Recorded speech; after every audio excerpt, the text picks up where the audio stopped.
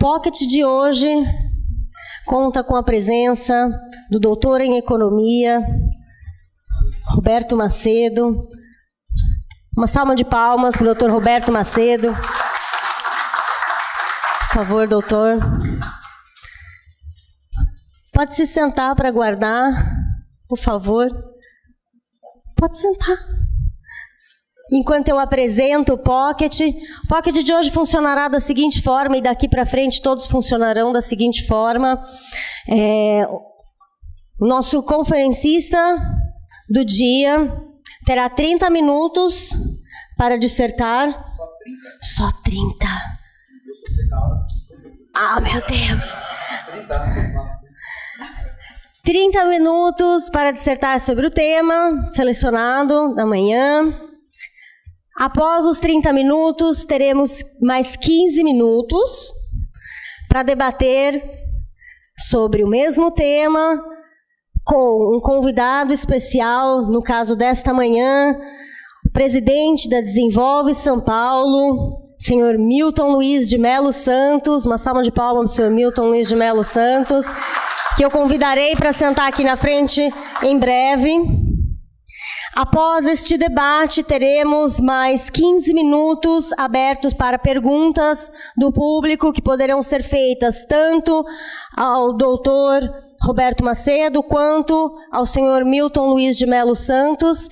E aí encerraremos o nosso Pocket entregando um diploma de honra ao mérito pela presença aqui no nosso Pocket ao conferencista desta manhã.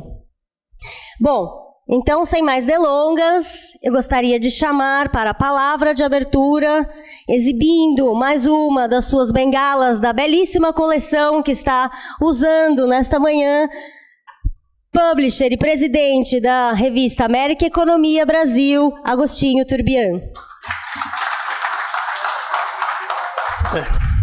Filha é terrível.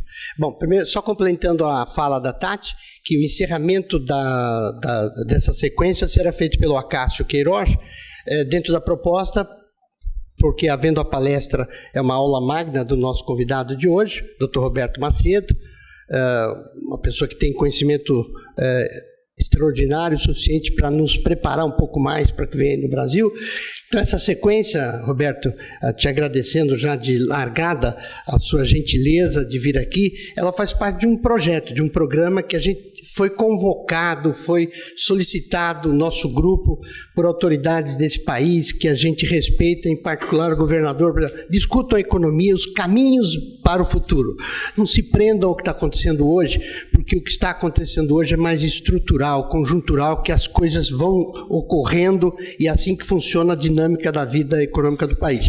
Mas debatam com os empresários, levem empresários para fora do país e tragam especialistas que conhecem esse mundo para preparar a cabeça dos empresários, daqueles que estão sofrendo com questões locais e dificuldades empresariais para expandir o seu mundo. Então, a honra de tê-lo aqui segue-se dessa maneira, como a Tati falou, o encerramento do Acácio, trazendo uma visão de todos nós. Eu quero agradecer, em nome de todos que estão aqui, amigos queridos, a presença do deputado Itamar Borges, querido amigo, uma salva de palmas ao Itamar. E nós viemos aqui para te ouvir. Roberto, o microfone é seu. Muito obrigado.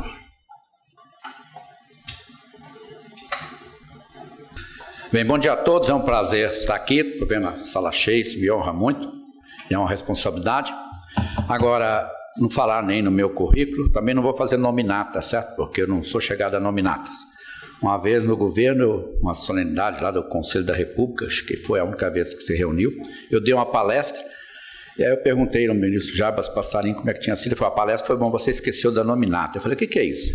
É aquela gravação do cara, você tem que fazer.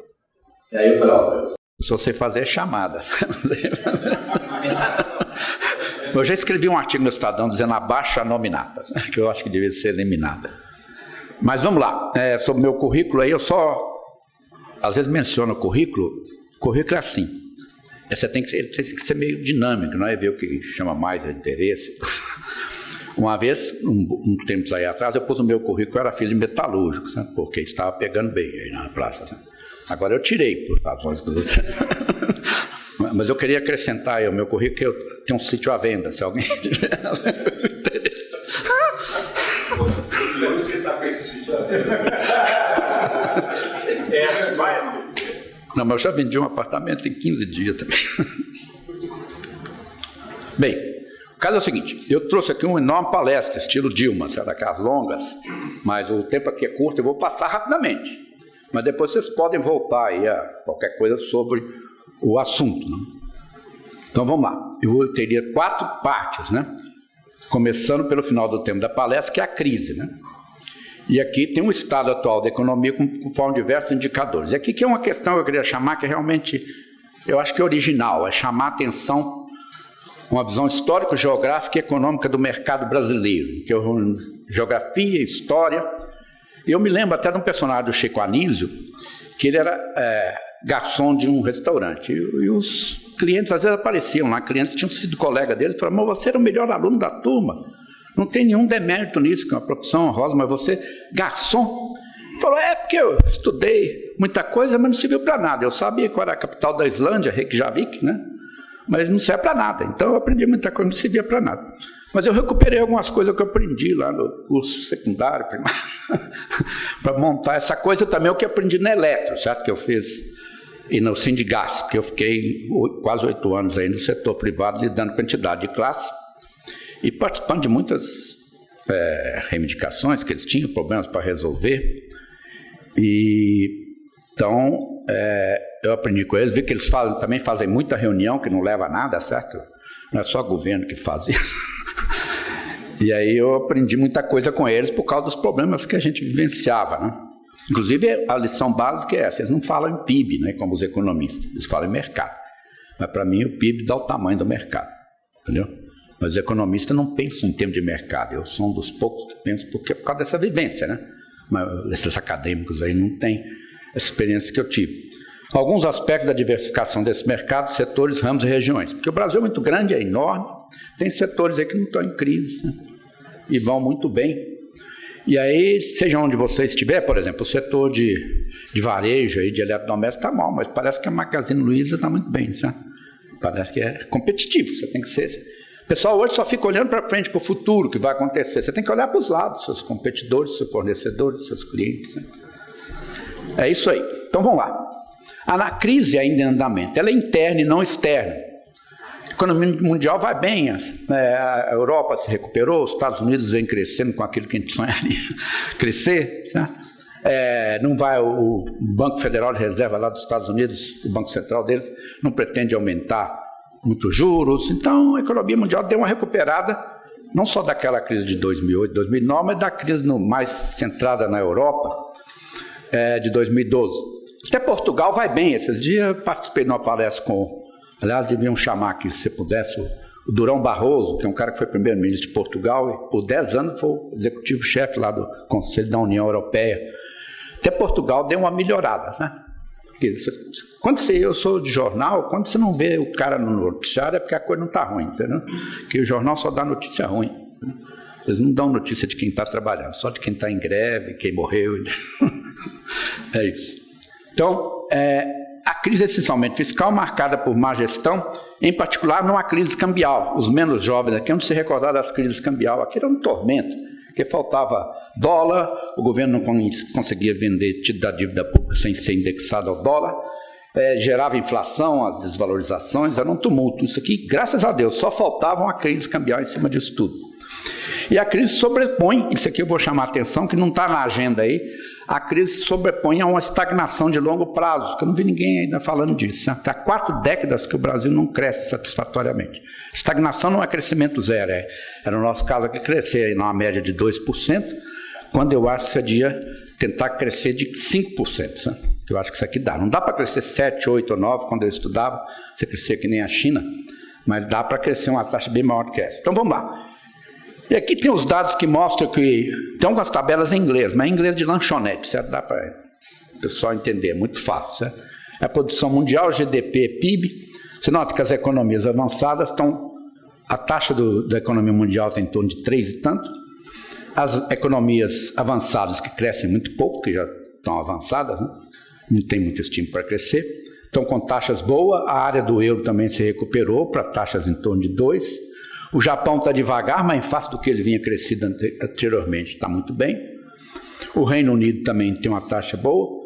Agora, entre as economias que nós estamos incluindo, né, que é o grupo dos BRICS aqui, a Rússia está mal, mas está mal hoje em dia, mal mesmo é o Brasil que está aqui embaixo, com essas taxas negativas, né?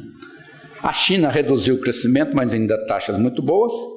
E a Índia aí é o novo infangatê aí do mercado internacional. Mas o Brasil é um país muito isolado, a gente não tem muita relação com eles. Então é difícil entender. E o Brasil dá esse vexame aqui, né? Com essas taxas aí dos últimos 2 anos. A esperança de crescer 3 esse ano, que aliás bate com a previsão do Focus, ou de algumas consultorias aí. Ano que vem, está meio no longo prazo ainda, você não sabe o que vai acontecer daqui para frente, mas deve crescer um pouco mais do que isso aí. Aqui, teve uma época que se discutia muito, que o pessoal, a Dilma punha a culpa na economia mundial. Ela teve aquela queda de 2009, isso aqui é valor. Depois você recuperou, você não podia culpar a economia mundial no período que ela estava enfrentando dificuldade. Depois houve uma queda, mas isso aqui é valor, foi queda de preço de commodities, sabe?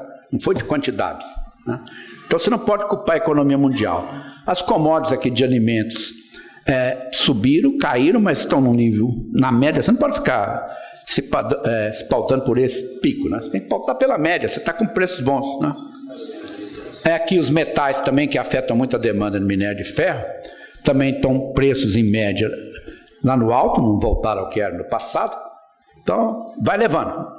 E aqui o câmbio deu uma ajuda boa para quem exporta, né? Porque você estava aqui, essa aqui é a linha de 2014, 2015, deu uma desvalorização, aí você passa para essa, que é o último ponto aqui, igual ao primeiro daqui, esse de 2016 e 2017, não, ele passa aqui, 2015 você teve a desvalorização, né? Depois aqui teve uma valorização do real e você está nesse nível em torno de 3 e pouco há muito tempo, certo? Mas você teve esse ganho, porque você estava aqui, certo? Então isso beneficiou muito, por exemplo, o pessoal do setor agrícola. Aqui vocês notam, por exemplo, cotação de soja em grão, né? Ela deu uma subida, caiu, mas por causa do câmbio deu uma subida boa. Esse aqui é um fenômeno, que o Brasil não era um grande produtor de milho, agora tem uma tal de safrinha, que eu estava no interior de Mato Grosso do Sul esse fim de semana, o pessoal está colhendo milho da safrinha. A safrinha é maior do que a safra original, que é o que se planta depois da soja. Tem gente até com a colheita atrasada, eles quebram as espigas, né, para baixo assim, para não ter efeito de chuva, nem de praga e tudo. Então, tem muito milho ainda para colher. Nós temos reserva, que na época não tinha, eu também estava no governo no início dos anos 90, já até negociar acordo com o Fundo Monetário, era uma coisa humilhante, certo? Aqui a balança em conta corrente, que não é a balança comercial que define as suas necessidades de dinheiro, em conta corrente, porque aí entram serviços, juros, assistência técnica e tudo, ela tinha um superávit muito alto, 4,5% do PIB, está com agora só 0,76% de déficit, e o investimento direto, né? Investimento direto no país, estão em cerca de 4,25% do PIB, estão entrando 75 bilhões de reais, de dólares, né? É muito dinheiro. Uma parte disso é empréstimo entre companhias, né? Os 30%, mas ainda assim é dinheiro. Então a situação externa nossa é tranquila, não tem crise cambial. Isso aqui é uma elaboração mais sofisticada do Marcos. Chama aqui, deixa eu ver aqui o outro. Marcos Lisboa. E aqui ele mostrava que o Brasil, embora abaixo aqui, seguia o PIB per capita da América Latina, certo? E dos países em desenvolvimento. Aqui é muito puxado pela China, os países emergentes. O Brasil seguia de perto da América Latina, que tem um pouco maior, principalmente por causa do Chile, da Argentina, que é maior do que o Brasil. Mas depois de 2010, você nota, parece um jacaré isso aqui, abrindo a boca, certo? Porque o Brasil fica com o queixo caído aí, enquanto os outros seguem crescendo. Essa aqui também é uma outra simulação do Marcos Lisboa, muito interessante, que nesse período aqui, ó, ele simula o Brasil como a média de vários outros países, né? Tem aqui, estão relacionados, por exemplo, China, Colômbia e outros. Então, você reproduz, como para quem conhece a estatística, faz uma análise de regressão, você reproduz o comportamento. Mas depois de 2010, aquela simulação iria por aqui, mas o Brasil cai, fica longe dela, tá vendo? Então nós somos aqui uma aves rara aqui na economia mundial, um dos países que menos crescem no mundo. Aí tem as várias manchetes do The Economist mostrando o Brasil como é visto lá fora, né? Começou com essa que está repetitiva aqui, não sei porquê. Agora, já que falamos na Dilma aqui, time to go, ainda bem que se foi, nós temos aqui as artes dela, né, que levaram, inclusive, ao próprio impeachment. Faz um déficit, o déficit primário é aquele receita, despesa menos juros. Depois o déficit nominal você conta os juros. E aí o que deu? Ela conseguiu fazer um déficit primário negativo, né, que é isso que está hoje nos jornais dominando o noticiário aí. Vai continuar negativo, acho que até 2020, né? É um absurdo, né? Porque as despesas crescem muito, em particular na Previdência, né? E se bobear, cresce mais, como mostrou aí essa tentativa de dar aumento para o judiciário, né? E para os procuradores. Para o nominal, você põe os juros, né? E com a Selic muito alta, inclusive, e a dívida só aumentando, que você continua fazendo déficit, né? Você fica nessa situação aqui. 8% do PIB você não entraria na União Europeia, que o limite lá é em torno de 2, 2,5, 3, tá? E a Grécia está nessa situação que ela ficou naquele 2012, porque ela mentiu na hora de entrar, tinha um déficit muito maior, tá? Aqui é um gráfico do Bradesco, e aqui lá aliás, se vocês quiserem, no site Economia em Dia do Bradesco.com.br, tem palestras de graça lá, sabe? Cortesia do Bradesco, não tem nada a ver com o Bradesco, mas eles permitem citar desde que menciona a fonte. Está aqui embaixo, está difícil de ver. Então aqui é o resultado primário em colunas, caindo, aparecendo como sempre foi positivo, e aqui mostrando a evolução em números também do primário, que é em torno de... aqui falta o sinal negativo, aqui, desculpa. E aqui também. São taxas enormes, né? Tá ok? Então a situação fiscal é dificílima. E aqui é aquela coisa que chamaram de pedaladas da presidente. Foi o que, de fato, do ponto de vista legal, isso foi tirado do relatório do senador Anastasia, que era o relator da questão. E aí ela tomava empréstimo de banco. Isso é uma relação, banco do governo, isso é uma relação incestuosa do ponto de vista de governo. Você não pode permitir que os bancos façam empréstimo para o próprio governo. Foi isso que levou à quebra do Banespa, certo? Que ele começou a emprestar para o governo do Estado. No fim, o governo federal teve que fazer uma intervenção. E para ilustrar as pedaladas, eu coloquei 2 rodas de bicicleta, que parecia um quadro, eu tento falar de pedalada. Aqui é o déficit fiscal com números, aqui de um relatório escrito, aliás, pelo Hernando Galvez, fiquei contente de saber que ele está vivo e trabalhando, né? Ele trabalha para a Confederação Nacional do Comércio, e aqui vê a dívida bruta só aumentando, e como porcentagem do PIB vai subindo, que é bem acima dos padrões internacionais para países em desenvolvimento. E olha o INSS, ele sobe 50% quase ao ano, entendeu? É uma coisa absurda. Por isso que você precisa fazer a reforma da Previdência mesmo. Eu só acreditarei que essa coisa fiscal tem um encaminhamento quando fizer essa reforma. É por isso que ela é tão importante, mas ninguém quer fazer, porque que político só serve para... Alguns deles, né, com as exceções de sempre, você não trabalha na área federal. Se você for para lá como federal, vê se não faz essas coisas. Não quer aprovar medidas de correção, né? Porque os estados e municípios não tem nada a ver com esse peixe, né? E eles sofrem muito, porque o governo federal toma as medidas, cai a arrecadação. O problema está na esfera federal. E os estados até, municípios, precisam de mais dinheiro. Se tirasse... Eu morei nos Estados Unidos, lá, a maior parte das coisas é feita pelos municípios e estados. Polícia municipal, juiz para julgar essas causas comuns, negócio de assassinato, acidente de trânsito, tudo, são municipais, certo? E às vezes eles julgam na hora, te leva lá no juiz, os xerifes costumam ser eleitos, né? É tudo muito municipalizado. Isso aqui eu achei interessante, que é difundido pelo Mansueto Almeida, que é um dos secretários lá do Meireles. Ele pôs isso no Twitter, porque para ressaltar que o problema da Previdência é esse aqui, ó. A população de 60 anos ou mais está subindo, em cada 10 anos, aquilo que antigamente nos países desenvolvidos tomava 50. E olha aqui, em 2030, que não está longe, você está com 41, em 2040, os idosos serão maioria, entendeu? E quem que vai trabalhar para sustentar os aposentados? Não tem, isso aí ou resolve ou quebra, entendeu? Agora, tudo isso... Minha visão da crise é que aqui são os índices de confiança, né, de indústria, comércio, serviços, construção, Quando o Chap-Chap está aqui, sabe que a coisa não está boa lá. E aqui do consumidor. Aqui uns começam um pouco antes, né? Isso aqui começa em 2008, isso aqui já são 2011, então soma aquele período da crise. Com a entrada do Temer, deu uma subida aí na confiança, né? Ela vacilou um pouco aqui, se vocês vão notar, nessa discussão em torno aí do que ia fazer com o Temer, né? Mas não caiu. Isso é bom sinal, que a economia, de certa forma, absorveu toda essa confusão aí em torno do Temer, mas é uma solução provisória. Agora todo mundo fala que vai depender de quem vai ser eleito em 2019. Né? Aí, você falou, Agostinho, que tem que chamar os economistas para discutir. Para nós, a bomba está na mão dos políticos. Né? Vocês têm que chamar os políticos para ver como é que eles resolvem essa encrenca. Porque economista só sabe... Hoje eu vou ligar para uns economistas da equipe do Meirelles para dar um apoio para eles, porque ontem eles devem ter amargado aí com essa mudança aí aceitar que vai ter um déficit primário menor. Isso aqui é importante, hein? Temer é quem está aí, melhor assim do que essa coisa de despencar de novo, porque isso aqui afeta a demanda dos consumidores, afeta o estímulo das pessoas para investir. Eu fui presidente da Eletros, quando o Jornal Nacional começava a dar notícia ruim, caía a demanda de eletroeletrônicos, né? É confiança, as pessoas, ainda mais compras financiadas, depende muito da confiança. Agora, esse índice de confiança, aqui também recortado lá do Bradesco, eu estou trabalhando com essa linha vermelha aqui, que é o índice de confiança.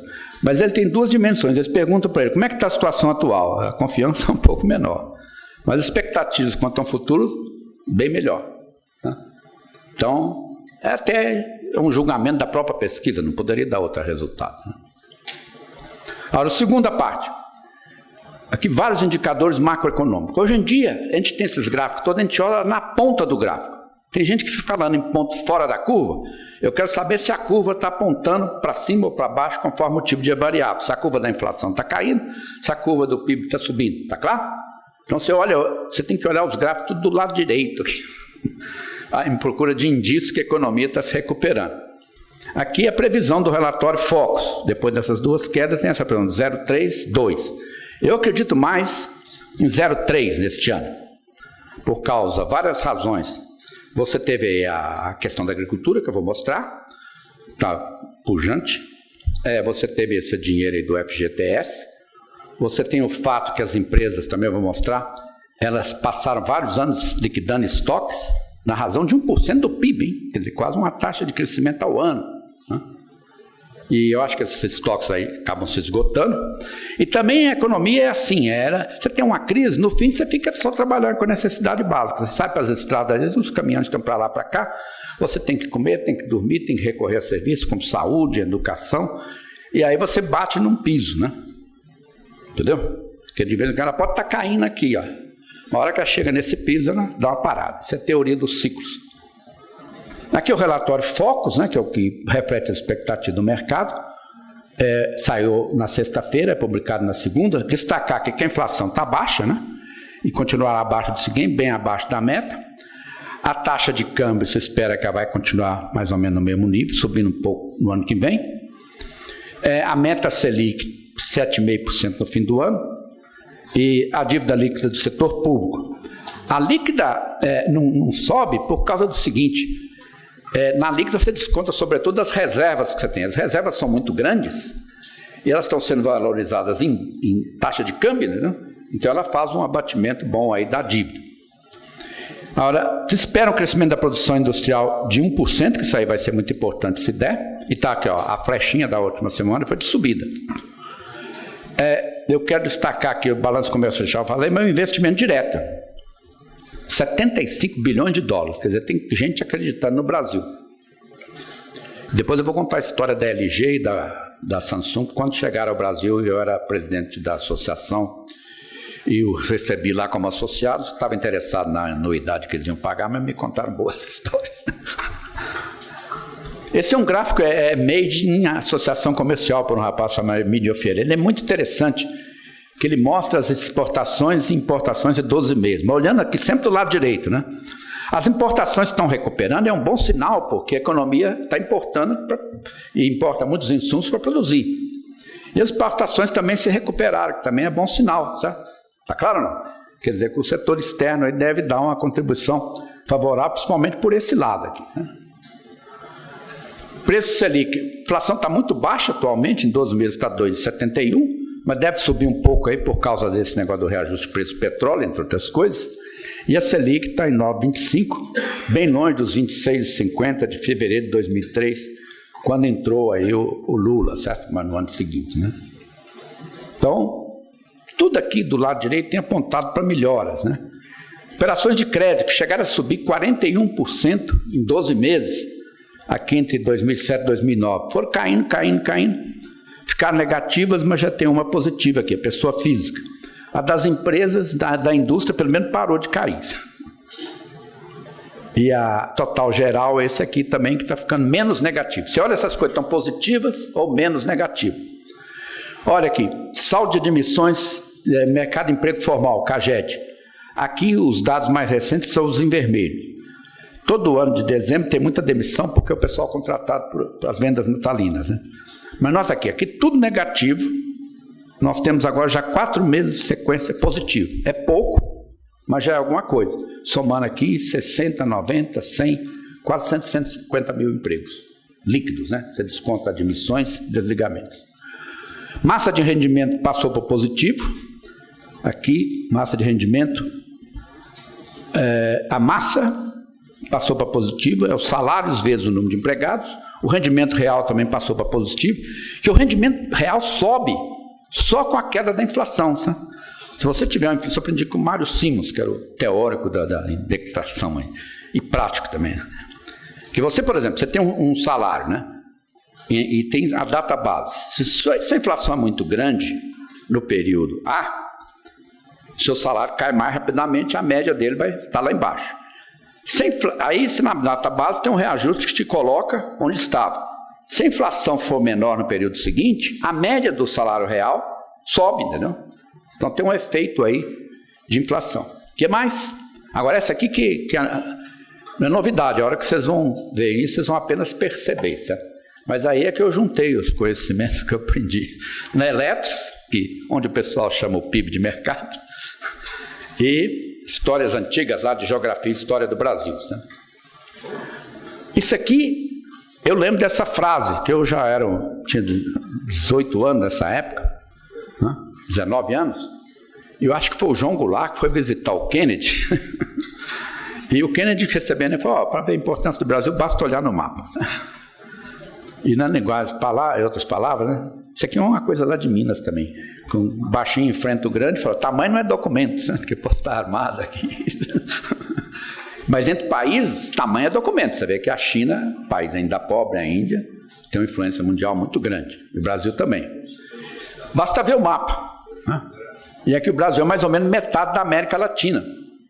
Mas se olhar a história, pelo tratado aqui desse tratado aqui de 1493, que o mundo aqui do lado do Atlântico era dividido entre Espanha e Portugal, e às vezes pelo Papa, que fazia o papel de presidente do Supremo Tribunal Federal, em escala mundial, ele definiu aqui, ó, do lado de cá é português, do lado de cá, do lado esquerdo, é espanhol, da Espanha. Aí depois fizeram um outro tratado, um ano depois, mais justo um pouco com Portugal, empurrando para essa linha aqui. Mas o que daria isso aqui? 1/3? 1/4 do território brasileiro. Como é que você pegou esse paizão desse tamanho? Né? E depois como é que você manteve ele unido? Porque ele também é importante. A América Espanhola deixou todo mundo partido. O grande herói da América Espanhola é esse... Como é que chama aqui? Bolívar.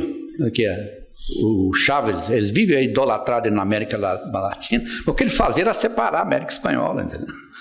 Acho que nós temos heróis aqui, mãe, como... entre outros, Duque de Caxias e outros, que segurava a coisa unida, né? Então, o que aconteceu? E esses dias eu aprendi num seminário lá da USP, né? Então, por que explica a América Portuguesa, eu chamo de América Portuguesa, só para falar da América Espanhola, ter deixado um único enorme país e a América Espanhola ter se partido em 19 países menores que do Brasil. Tá claro? Isso é a raiz do mercado aqui, né? Aqui são os 19, aqui tem 20, porque tem colocar aqui o país lá da África, que também foi colônia da Espanha. Mas aqui os elementos são os seguintes. Você tinha o obstáculo da Cordilheira dos Andes, né? Todo mundo sabe que você passar desse lado para esse é complicado, inclusive mesmo aqui perto da Amazônia, né? Que aí, além da cordilheira, você enfrenta uma selva, e quem já foi a Manaus, entrou naquela selva ali próxima do hotel, né, que tem lá, você sai de lá suando, fora os bichos que tem na selva maior, né? Então, isso puxou. Aí tem o Rio Amazonas, que facilitou a penetração para o oeste. Tem aqui em São Paulo, que eu não conheço mais, o Rio Tietê, que ele corre para dentro, a maioria dos rios corre para o mar, entendeu? Ele corre para dentro, só vai sair no mar lá pelo Rio da Prata, né? E depois você tem o São Francisco, que vai de norte a sul. E a hora que você chega num rio desse como Tocantins, você também vai lá para cima, né?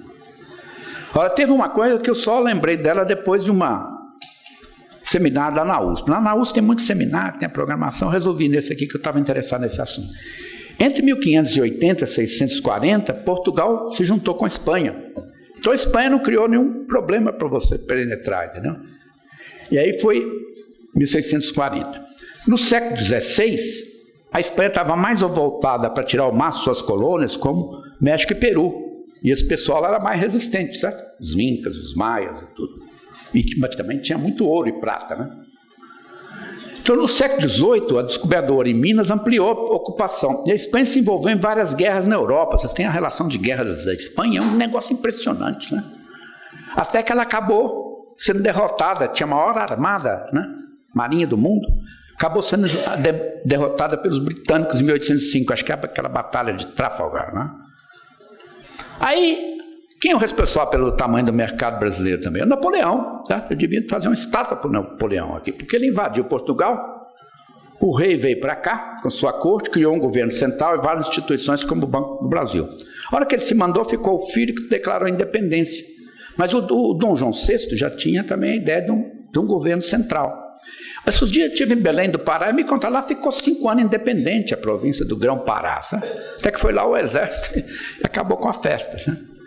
Então, ao retornar, deixou o filho. Veio a independência e se tornou-se imperador, consolidando a unidade territorial do país e seu governo central. Por isso que não se partiu. Quer dizer, os Andes, os rios, o São Francisco também, que vai descolar, que mais aqui? E os diplomatas, né? Tem um livro aí de um diplomata que fala assim, que os responsáveis pelo tamanho do Brasil, os bandeirantes, os navegantes e os diplomatas, né? Eu adicionaria Napoleão, né? Que foi o cara, pouco reconhecido. Disso resultou que, na maioria, o maior ativo da economia brasileira, em termos empresariais, é o tamanho do mercado. Não é riqueza natural, nem nada, é o tamanho do mercado. Riqueza natural ajuda muito, como no caso da agricultura, mas é o tamanho do mercado. E eu aprendi com os empresários, inclusive os investidores externos, que eles vêm aqui por causa do mercado. Eu estava na presidência da Eletros quando a Samsung e a LG chegaram ao Brasil. Em 2 reuniões separadas, eles me disseram a mesma coisa. E aquele pessoal coreano, é que nem japonês, para responder, eles conversam entre si na língua deles lá, que você não entende nada. Eles disseram, olha, nós estamos em vários países do mundo. O Brasil vai ser mais um deles. Vez por outro, não está em crise, mas nós trabalhamos com aquilo que chama de diversificação de portfólio, né? Você não fica num só, justamente porque sabe disso, né? E agora, no Brasil nos interessa o tamanho do mercado, foi o que nos chamou a atenção aqui. E nós somos competitivos. Então nós viemos aqui para ganhar mercado. Resultado, hoje a Samsung e a LG que dominam o mercado de TVs de grande porte, celulares, telefones, tem computador, né? A Philips, que era uma grande sócia lá da nossa entidade, não faz mais televisões, ou se faz, ela põe sua etiqueta em algumas coisas que ela compra aí no mercado. Mas como presidente da Eletros, uma vez eu mandei uma missão para o Paraguai para ver por que tinha tanto contrabando, né? E aí o cara foi lá numa loja e falou, eu queria TV Philips, né? E o cara falou, Philips nós não temos, mas temos aqui um monte de marca, né? Não, ele pediu Sony. Ele falou, nós temos Sony, não sei o quê. Eu falei, não, eu quero Philips. Não, eu quero Sony. Mas eu quero mesmo Sony. Então o cara pegou uma pinça, tirou a marca da TV e colocou outra. Sabe? Eu falei, é tudo igual. Capaz da Sony nem está produzindo mais TVs. Agora, vocês vão falar, mas isso é coisa velha. Mas recentemente chamou muito a atenção aqui no Jornal Valor. A Samsonite, aquela famosa empresa de malas, aqui no Brasil devia produzir mochilas também, né, que seria uma grande demanda. Ela tem 400 pontos de venda aqui no Brasil, né? Ela vai passar para 800. Ela vai trazer aquela linha mais barata dela, que chama American Tourister, né? Que eu tenho uma, inclusive, professor, você sabe. Eu viajo com o princípio que mala velha os caras não roubam. Nunca roubaram. Você põe lá uma... Eu vejo gente chegando aí de Paris com mala da Louis Vuitton, um risco, o maleiro lá, petisco. Então, usem malas velhas, nunca me arrependi disso. Então, vai aumentar o ponto de venda. O que é? Competitivo, eles acham que são competitivos, tem mercado. Agora, isso aqui é uma coisa muito importante também, que eu aprendi lá nesse seminário da USP. Exibiram lá essa reprodução, que é um quadro de um pintor espanhol, por volta daquele período lá que teve unido com a Espanha, né? Que mostra a armada espanhola, que era a mais forte do mundo, ajudando a tirar os holandeses de Salvador. Né? E diz que ocupa um lugar nobre lá no Museu do Prado. Entendeu? Não? Você não tem registro histórico, essas coisas são extremamente valiosas, né? Aliás, lá em Harvard, uma vez um aluno um colega meu, propôs como tópico de tese estudar a economia chinesa lendo as poesias, né, da época histórica. Eu até falei, pô, esse cara devia receber o título só pela escolha do tópico, né? E o cara ainda teve que aprender chinês para fazer. Não sei se ele conseguiu terminar. Mas isso aqui é pura história, vale mais do que muitos documentos, né? Agora aqui, o que acontece? Você pega uma Samsung dessa, ela vem para o Brasil, que tem 2 bi, é uma pena aí que caiu um pouco, mas equivale você ir para um país com o PIB do México, Argentina e Colômbia. E a população é aproximadamente igual. Aqui tem 207, 127 com 40 dá 170, 218. Percebeu? Você vai para um país só, tem barreiras lá dentro. Para onde você vai para entrar na América Latina? Entra no Brasil, você tem uma escala de produção maior. Está claro? Então, agora, passar aqui. Espero que vocês entendam, é muita coisa, né? Mas depois vocês façam perguntas aí, porque não estou entrando em muito detalhe. Agricultura, essa é a salvação da lavoura nacional, né? A própria agricultura.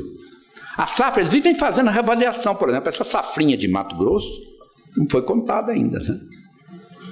31% superior do ano passado, e com crescimento apenas 7% da área, quer dizer, um aumento brutal de produtividade. Mas ano passado foi ruim, mas foi acima da 2015.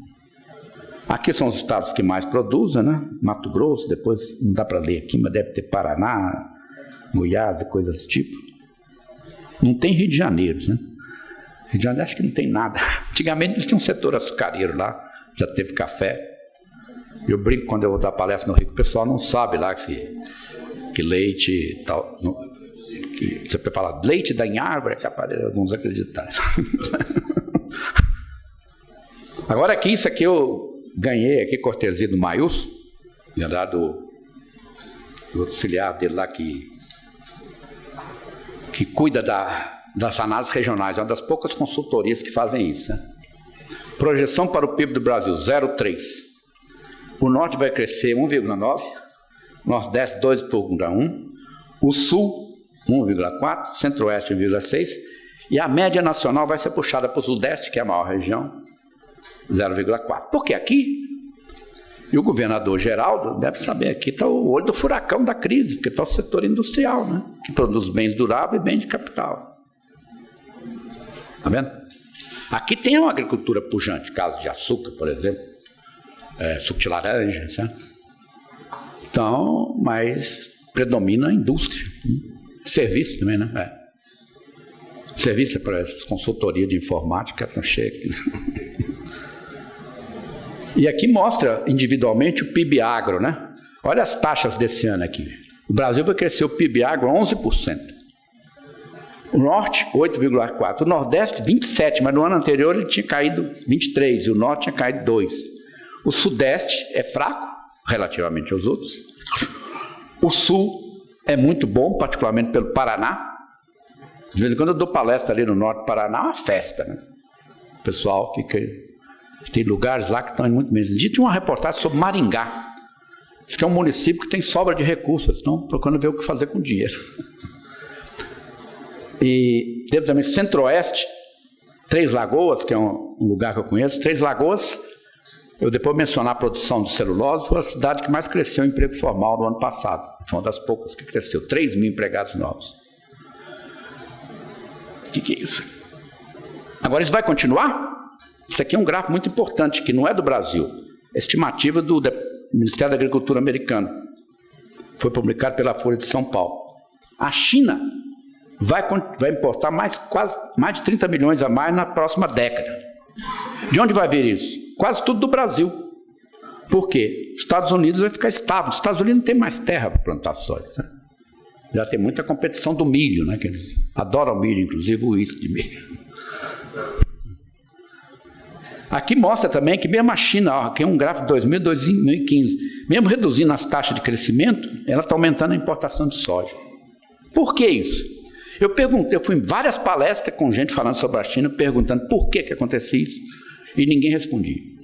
Até que um dia veio um sujeito aqui, que é um especialista aqui em China, Arthur Gruber, consultor sobre China, e ele trouxe um dado de um economista chinês lá, mostrando o seguinte: aqui é o crescimento da população urbana, porque o pessoal continua migrando do campo para as cidades. E aí precisa ser alimentado. Sabe? E aqui mostra a estimativa, não vou entrar em detalhe aqui, mas aqui é a estimativa do crescimento para os próximos anos. A maior e a menor. O eixo você tem que ler esse. Dá na média aqui 18, vamos arredondar para 20, né? Milhões de pessoas por ano, hein? E lá segura a coisa que tem passaporte regional. Você não pode passar de um lugar para outro sem autorização. Ora, 20 milhões por ano, em 10 anos são 200 milhões. Brasil, entendeu? Por isso que esse pessoal precisa de comer, entendeu? Então eu acredito no futuro aí do setor. Comércio deu uma melhorada aí, ó. Esse mês aqui, junho, saiu ontem, isso ainda consegui pegar. Você nem é minha...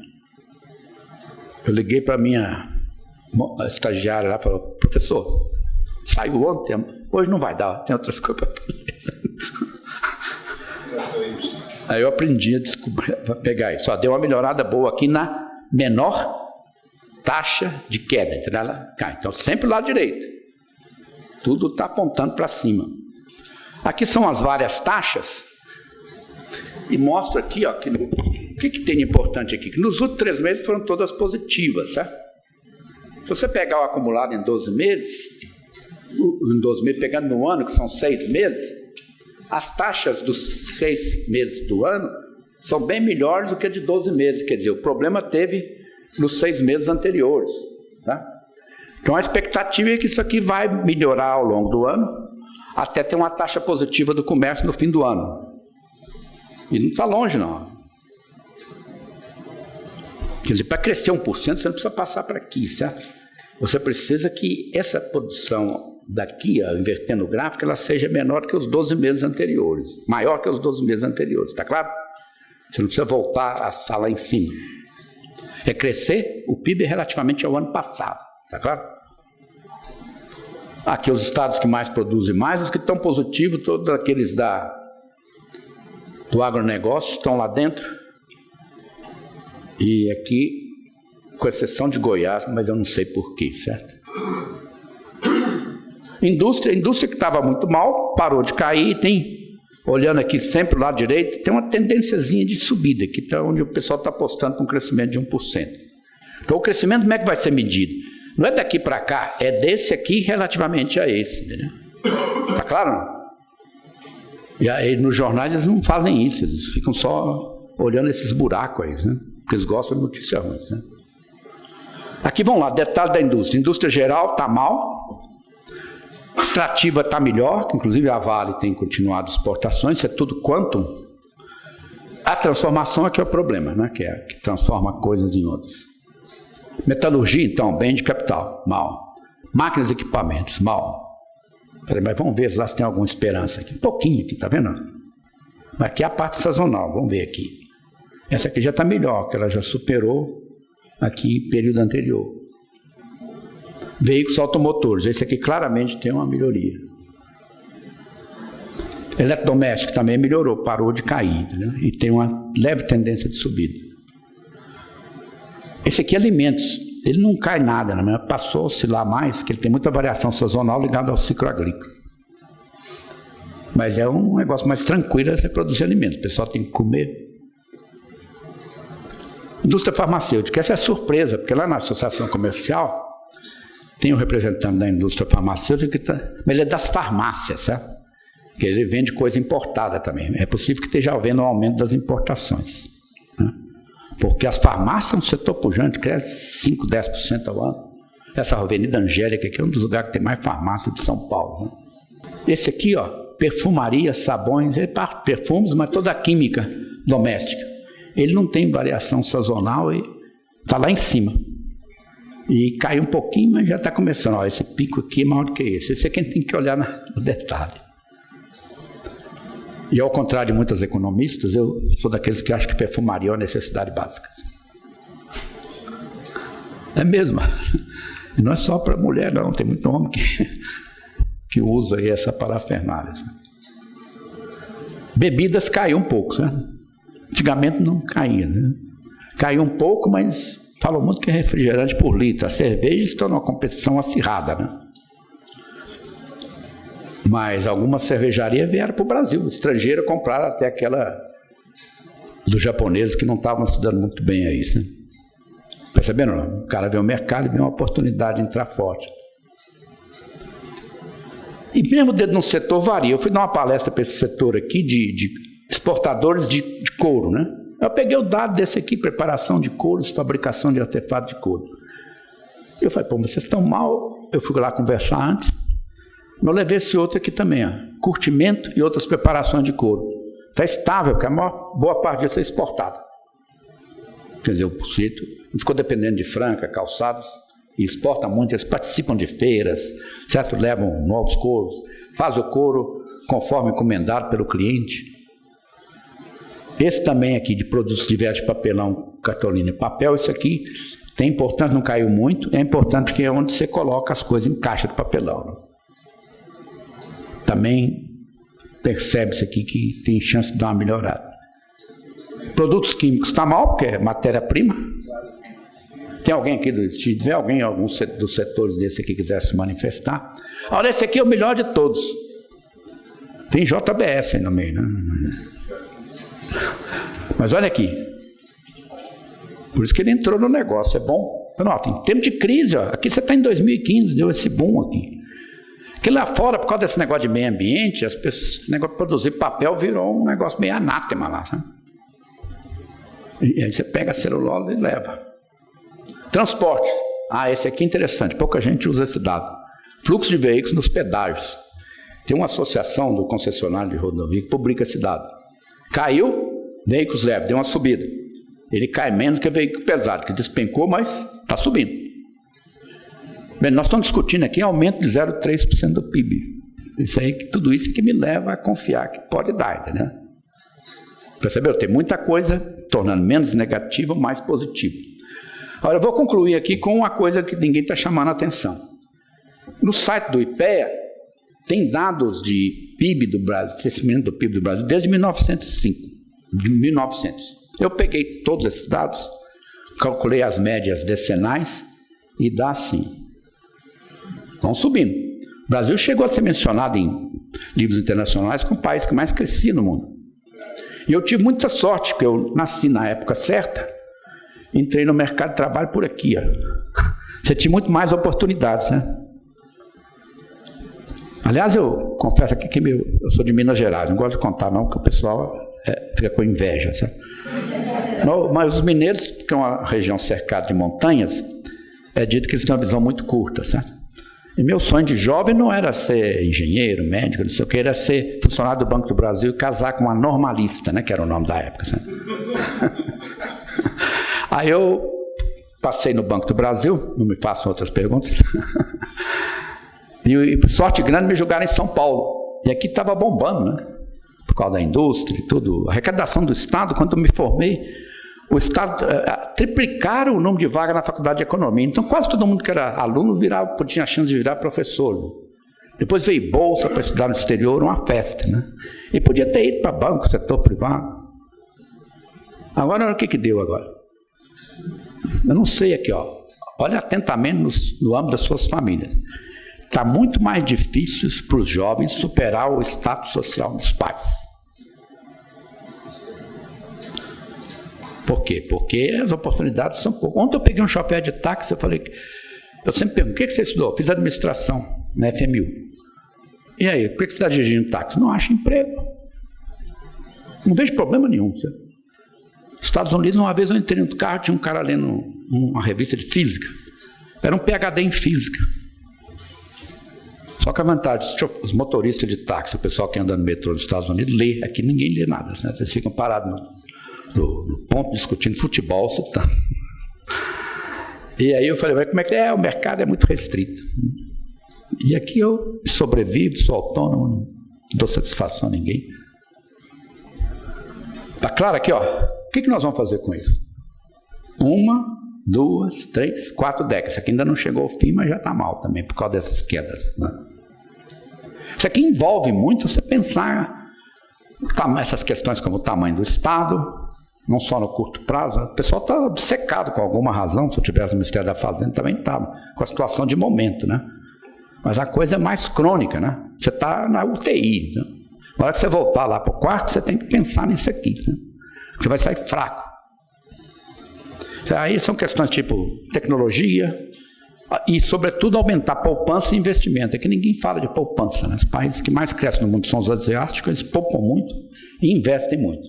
Concluindo, e veja o que fazem com a poupança aqui do Brasil. Aqui a taxa de poupança está cerca de 19,9% do PIB. Não é baixa.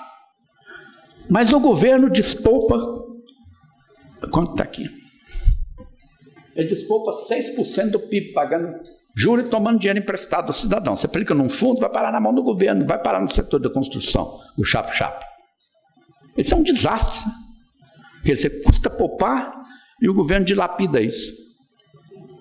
Pagando juros, aumentando o salário de servidor e toda aquela coisa que se fala em Brasília. Né?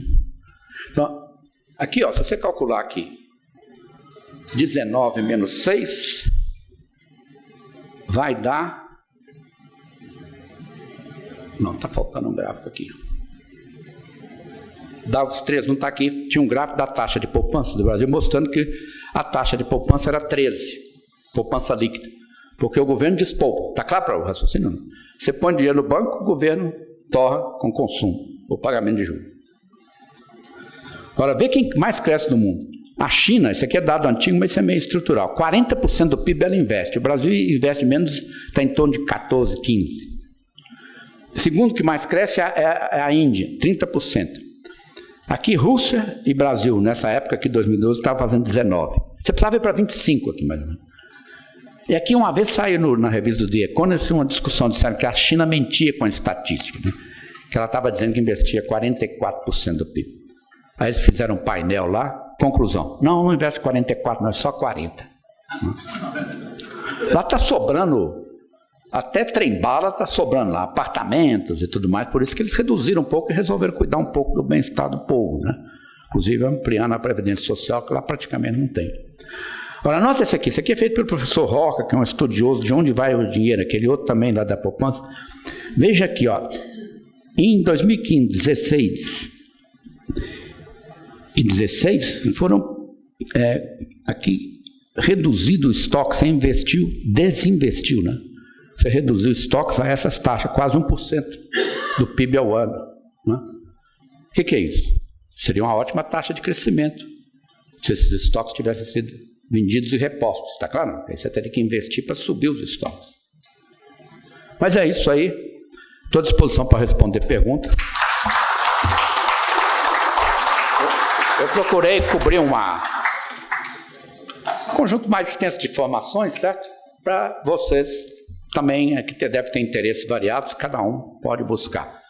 Mas, para mim, a grande lição desse período no setor privado é essa do mercado, certo? E você tem que olhar, sobretudo, para os lados. Aqui, se você olhar para frente, eu já disse, está tudo nublado. Olha para os lados, a competição. e o mercado que está aí, em particular nessas regiões beneficiadas com o agronegócio. Muito obrigado. Doutor, por favor, se você quiser, tem uma aguinha aí do lado.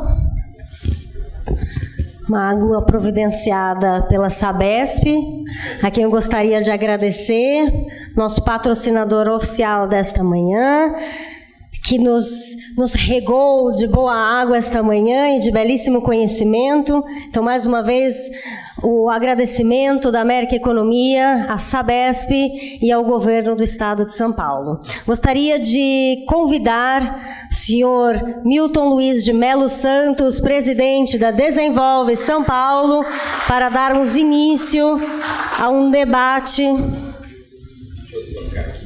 Bom dia a todos. O professor Roberto Macedo é um grande amigo e companheiro de muitos anos de luta nesse campo da economia.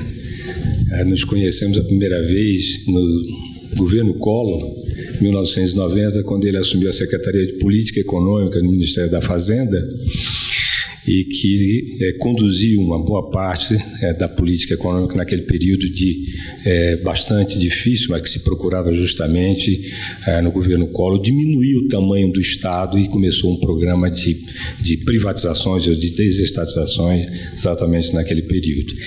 Olhando a sua exposição, eu já lhe conheço, afinal de contas ele também é conselheiro da Desenvolve São Paulo desde os primeiros momentos, já estamos juntos há 8 anos e meio, foi meu conselheiro de administração no Banco Nossa Caixa, portanto a gente já tem aí uma sinergia muito grande. Mas eu acho que um ponto fica claro nessa sua apresentação para todos nós, é que o Brasil padece de um problema muito sério, que foi durante essas últimas gestões de um governo de ideologia de esquerda, de ter aumentado fortemente a presença do Estado em todas as atividades econômicas. No governo anterior do Fernando Henrique Cardoso, se procurou reduzir a participação do Estado com o processo de privatização e a criação das agências reguladoras. No governo mais recente do PT, ocorreu o inverso, aumentou então o tamanho do Estado, o Estado passou a ser quase que o puxador do desenvolvimento da economia brasileira, e com o advento da Operação Lava Jato, as grandes empreiteiras, as grandes empresas que tinham uma participação muito grande no investimento no país, elas foram acometidas pela Lava Jato e com isso sofreu fortemente, por exemplo, a Petrobras, que ela puxa o PIB com seus investimentos e hoje ela praticamente está procurando ainda se refazer. Então, se você olhar essa questão, combinação Estado grande, que agora não consegue investir, com empresas grandes, fortes, que também não conseguem investir, a retomada do crescimento precisa ser agora analisado não somente sobre o lado fiscal, que é hoje a grande preocupação do governo, mas precisa também a gente criar instrumentos paralelos que deem de novo a condição para a retomada do investimento, principalmente externo. Apesar de 75 bilhões de dólares que ele mostrou aqui, mas nós ainda temos uma taxa de investimento muito baixa por causa desses fatores. Aí a pergunta que eu faço ao professor Roberto Macedo, meu colega, amigo, é: se você fosse ministro da Fazenda no ano que vem, com a eleição para presidente, quais seriam as medidas que você aprovaria como ministro da Fazenda para que a gente pudesse retomar essa trajetória do crescimento sustentável na nossa economia, sabendo, como você disse bem, que temos um problema no lado do Congresso, admitindo que a gente tem uma boa renovação do Congresso no ano que vem e tenhamos realmente políticos que estejam mais sintonizados com a gravidade que o país passa. Como ministro da Fazenda, que medidas você poderia construir para que retomássemos, então, o desenvolvimento do país? Bem, muito obrigado, Milton. É um prazer estar aqui com vocês. Nós convivemos aí há longo tempo. Ele falou que trabalhamos junto no governo Collor. É bom você falar nisso. Eu quero só colocar um adendo. Eu me orgulho de ter trabalhado lá naquela época, uma época difícil. Mas eu trabalhei com o ministro Marcílio, não com a minha colega Zélia, certo? Porque, em particular, nós devolvemos o dinheiro confiscado. Deu um trabalho danado. E fizemos várias coisas lá que eu tenho aí. Tem coisa assim como o Chap deve saber, o fundo imobiliário, coisas do tipo, que foi feito nessa época. segunda coisa, você falou das grandes empresas. Eu estou muito eufórico aí, que eu preciso até agradecer ao governador, se ele aparecer lá na inauguração, com a estação Mackenzie Genópolis, que eu moro a um quarteirão dela, do lado de lá da Consolação, na rua Visconde de Ouro Preto, onde tem o Clube dos Ingleses. Aliás, a gente chamava de Consolação antigamente, agora você fala Baixo Augusta, que ficou mais chique, entendeu? Tem até um bloco de carnaval. Mas a estação vai sair, eu até perguntei, o secretário do governo está lá no Conselho Marcos, né? Pô, mas não está faltando dinheiro, que tinha muita promessa de dinheiro do PAC que a Dilma fez para esses negócios de metrô e outras obras, não veio nada. Falou, não, é dinheiro do Banco Mundial, é empréstimo, está garantido, então vai sair. Agora, começaram a fazer a linha 6, que vai cruzar com essa, não sei quando, que é uma linha privada, que está a Odebrecht, uma outra construtora lá. Aí pararam, porque parece que a Odebrecht não consegue um documento lá que comprove que ela pode pegar obras públicas e trabalhar de novo. Certo? Isso que eu ouvi aí numa reunião. Aí foi o Paulo Rabelo que mencionou. Paulo Rabelo, presidente do BNDES, que estaria financiando a obra, disse que está parado por causa que não deixa a empresa funcionar. Eu acho que você tem que distinguir as pessoas físicas da jurídica, quem aprontou a confusão, mas não destruir uma organização, certo? Tem que dar um jeito dela continuar a funcionar. Agora, sobre a sua pergunta, a primeira coisa que eu faria seria, uma das primeiras coisas seria convidá-la para ir juntos, né? Mas eu não sei se eu teria chance, porque eu acho que, mas se não tiver chance também é sinal que as coisas de fazer o que eu proporia, certo? Eu acho que houve um grande defeito dessa lei de controle de gastos. Eu apontei isso no dia que saiu, eu fiz uma avaliação, falei, não tem problema. Pus lá, vai crescer de acordo com a taxa lá, que era ligada ao IPCA, do ano passado, 7%, uma coisa assim. Eu falei, devia ter acrescentado, ou a taxa de crescimento da receita, que fosse menor. Se tivesse feito isso, ter eliminado boa parte do problema. O que eu ia fazer? Vamos mudar essa lei de controle de gasto, então assim, vai crescer X%, ou uma taxa mínima aí, ou a do crescimento da receita, a que for menor. Só que a receita começou a cair, ela não cresceu, sabe? E criou um problema. Mas a linha seria para cortar gastos, mas não cortar gasto por cortar, é você tentar salvar os investimentos. Como o governo tem dinheiro, é pôr todo mundo desses ministérios aí de obras públicas, BNDES, tudo para incentivar investimentos. E você pega aqui, né? A Sabesp deu uma colaboração aqui na realização desse evento. Você tem uma demanda de saneamento básico, né? Talvez já estou adiantando essa pergunta, né? O país precisa de saneamento básico, mas tem que bolar um esquema de financiamento ou de parcerias público-privadas, né? Investimento externo, inclusive, para fazer essa coisa, porque eu acho que tem demanda para investimento em saneamento, né? Não equacionar a forma de financiamento. E isso ocorre em vários lugares, eu acho que você tem muita coisa por fazer aí. Agora, você vai ter que... Eu espero, estou vendo aí gente trocando desaforo aí já para a campanha eleitoral, eu acho que tinha que ter alguém pensando numa conciliação, né? Que vai entrar lá em circunstância muito difícil. E eu acho que devia fazer inspirar no Churchill aí, sobre bombardeios, que sobe lá, vai para a televisão. Coisa difícil, a gente não tem saída. Esse pessoal que critica a reforma da Previdência, alguém vai reverter aquele quadro lá do envelhecimento da população? Não tem como. Então, ser realista e propor uma coisa mais pelo lado dos gastos, mas tirando investimentos. Idealmente, eu gostaria que o Brasil funcionasse que nem na Alemanha, eu acredito que no Japão, pós-guerra, que os Estados Unidos impuseram que ele só podia se endividar para fazer investimento. E aí, evidentemente, você pode pagar o juro da dívida, mas dívida feita para pagar investimento aqui. Se, por exemplo, for aprovado esse fundo aí para eleitoral, de onde vai sair? Vai ser mais dívida, que não tem como cobrir. E também eu acho que devia fazer uma coisa pela construção civil. Não é porque você está aqui, não. É porque a construção civil é uma grande integradora. Eu sou muito influenciado por morei nos Estados Unidos, e lá você andava lá para umas regiões, aquele pessoal fazendo aquelas casas, depois pegam fogo, né? Temos um material meio estranho, que eles estão muito chegados a tijolo. E aí está cheio de gente que quer ter casa própria, sabe? eu iria até o ponto de o Banco Central financiar a casa própria. Você fala, você é louco? Não sou louco. Os Estados Unidos fizeram isso na época da crise, comprando hipoteca. Você não vai fazer financiamento. O Banco Central não tem agência. Você chega na Caixa Econômica, fala, eu te compro X de hipoteca, você pega o dinheiro e põe no mercado imobiliário. Tem uma expressão bonita isso, que chama quantitative easing, né? QE, né? Que você faz um relaxamento monetário, mas voltado para a economia. Eu acho que isso aí seria uma grande ajuda. Mas então, focaria no ajuste das contas, mas de olho nos investimentos. Senão você não sai daquele buraco ali. Eu estou interessado em resolver aquele último problema, né? Porque se você não crescer, isso é um desastre. Esse menino do táxi me deixou deprimido. Porque quando eu me formei, a economia crescia, como eu disse, 7%. Os empregos corriam atrás de você, rapaz. Eu podia ter ido trabalhar com o Delfim em Brasília, podia ter ficado no setor privado, sobrava emprego. Agora não, você vê, o sujeito investiu aí no diploma universitário.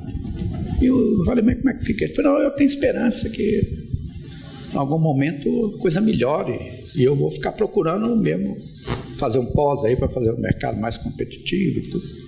Tá claro então? Não? Segurar os gastos, em particular os correntes. Ah não, teria que fazer uma reforma, já começaram hoje, né?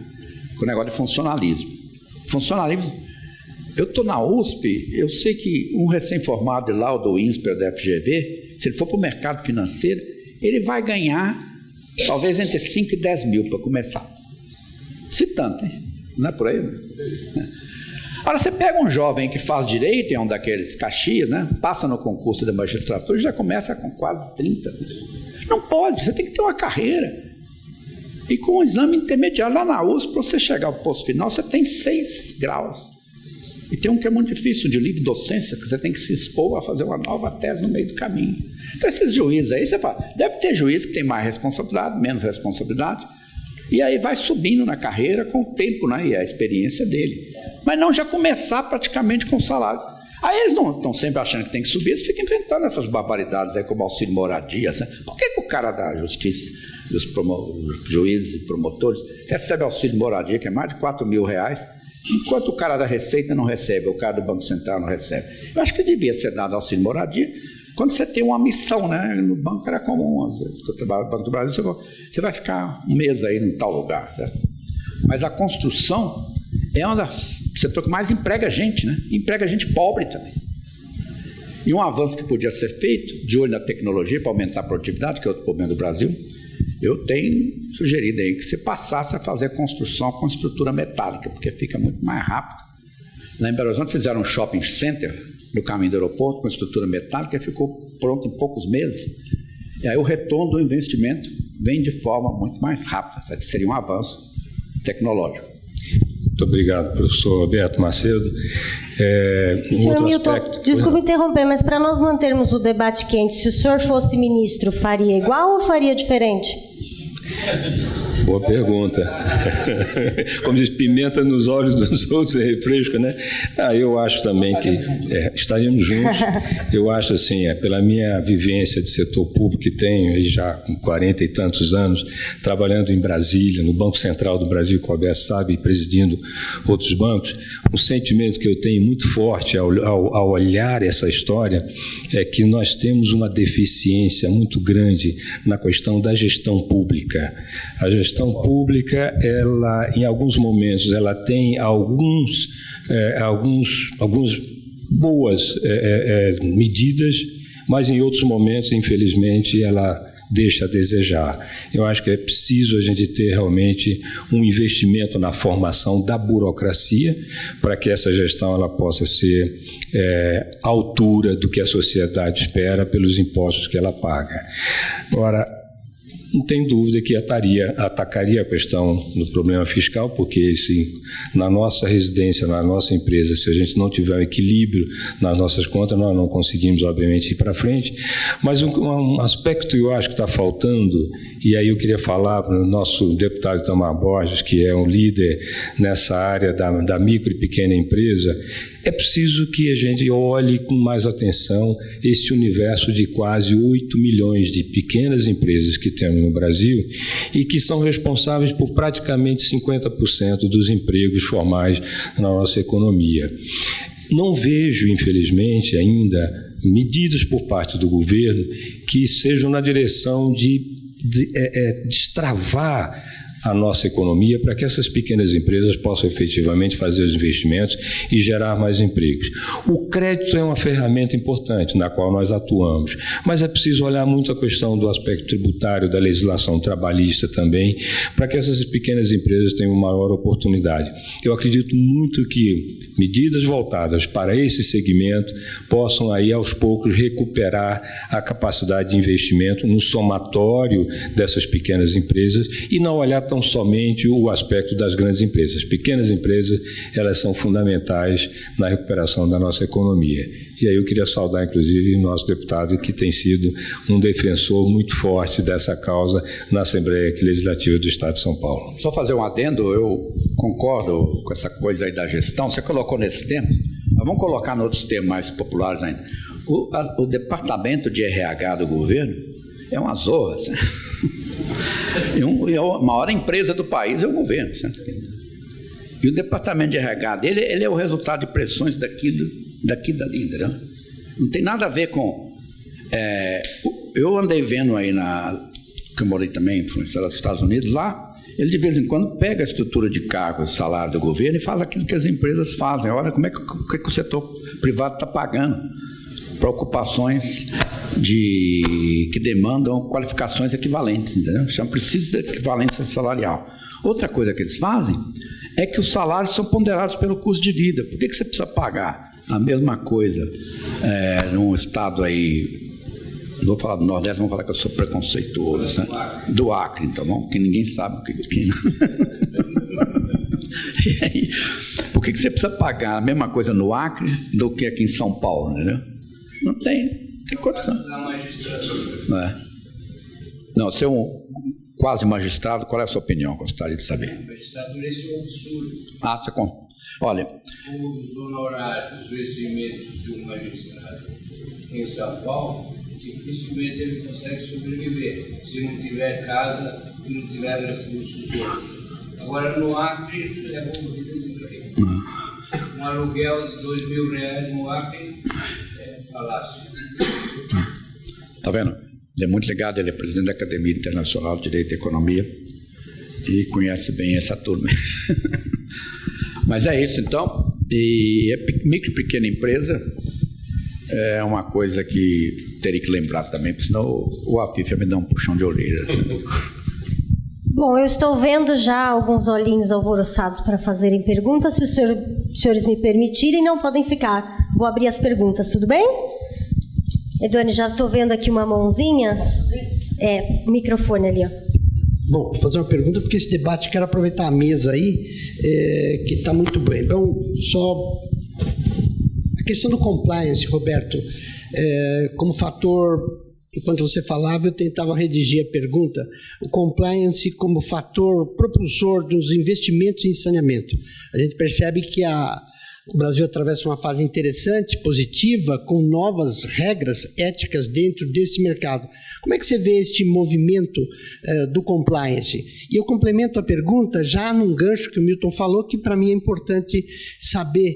Por exemplo, a Sabesp, ela, lendo nos jornais essa semana, o presidente da Sabesp visitou o presidente da Assembleia, o Cauê Macri, e propôs a ele, olha, eu quero ajudar o Estado e a máquina pública, a pedido do governador, Geraldo Alckmin, e eu gostaria de atuar em outras áreas, que não só de água e esgoto, mas também na área de resíduo sólido, montando uma holding para captação de recursos, para ajudar pequenas empresas que não têm o porte da Sabesp. Como é que você vê esses dois movimentos, Roberto? Bem, vamos começar pelo último, que é mais fácil. Eu não vejo problema nenhum a Sabesp entrar em resíduos sólidos, que é uma necessidade muito grande. E se bem que o quadro que me vem à mente é da Baía de Guanabara. Costuma um rio que tem uma filha lá, aquilo ali é um horror. E tem muitos sólidos flutuantes, né? Para você saber do que a gente está tratando. Então, precisa realmente cuidar disso aí, que é um dos problemas básicos, Você vê na periferia aí, todas essas coisas que são depositadas, os lixos nos córregos, essas coisas, é um horror. Sabe? Agora, o compliance, eu não sou especialista nisso, mas na Desenvolve SP, surgiram regras mais rígidas, que você tem que até assinar lá, que você tem que cumprir certas regras que estão lá, questões éticas e tudo. E um sistema como é que chama? De checagem, né? Se essas regras estão cumpridas. Tem um comitê lá que cuida disso, né?